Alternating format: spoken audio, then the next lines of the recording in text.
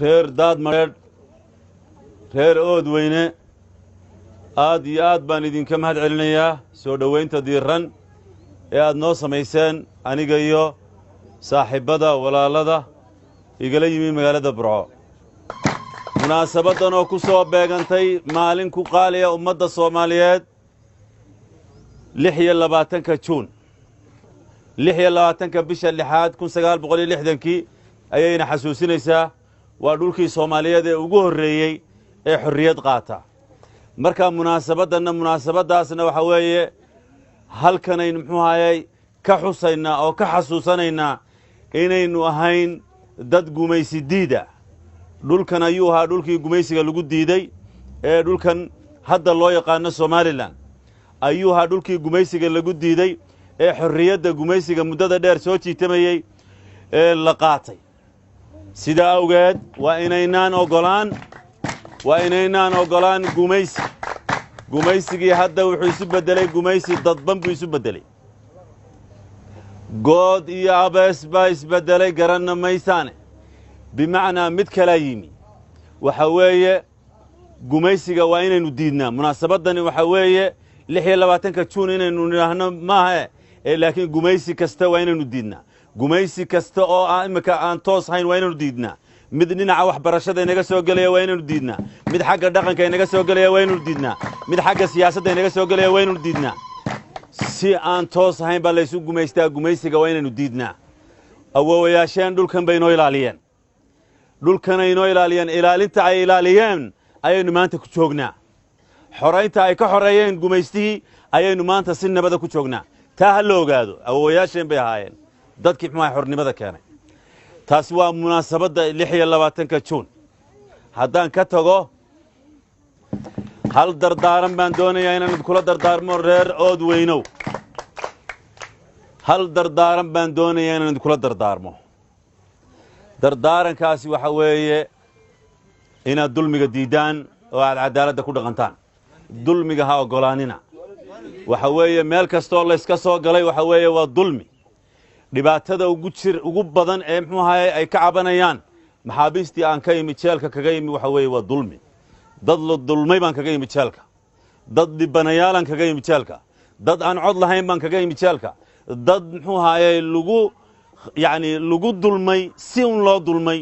sharci loo muxuu adeegsaday shaar dawladeed loo adeegsaday shaar dhaqaale loo adeegsaday magac loo adeegsaday saaxiibo badan oo ku jira qolaalkii aan ka yimi dad dulman baan ka yimi oo aan doonayo mar kale inaan ka hadlo oo aan si faahfaahsan uga hadlo dad dhibaataysan oo aan cod lahayn haddii anigu aan cod haystay waxaa jiray dad dulman baa jiray dad dhibaataysan baa jiray dad awood loo sheegtay baa jiray oo aydan ogeyn mid qura dulmiga ku dhacay dadka mid qura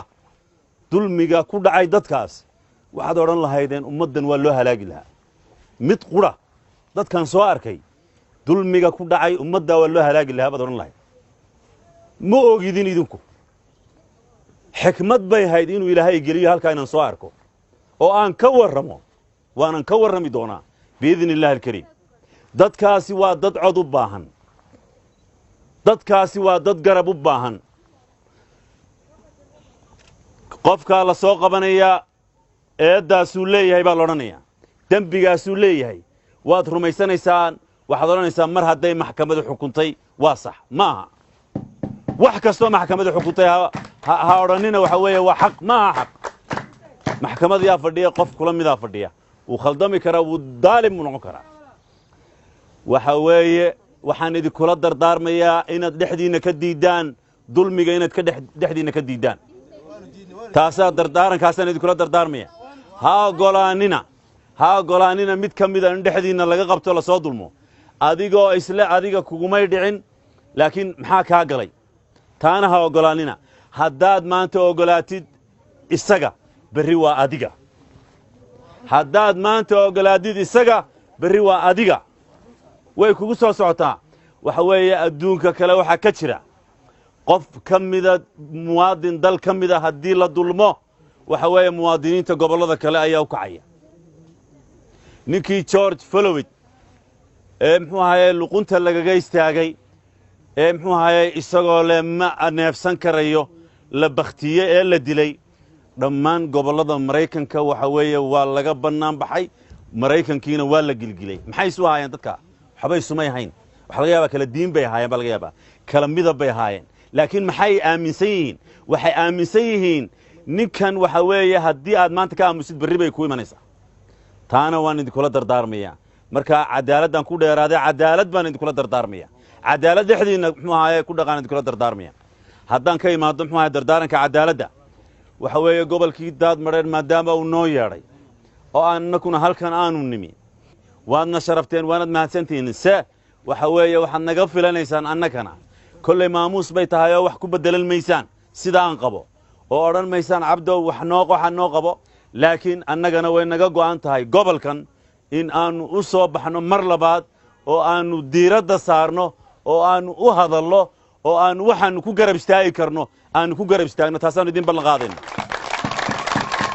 codkiinaanu noqonaynaa dhinac kasta codkiinaanu ka noqonaynaa taasaanu idin ballan qaadaynaa intaasaan ku soo gabagabaynayaa asalaamu calaykum waraxmatullaahi wabarakaatu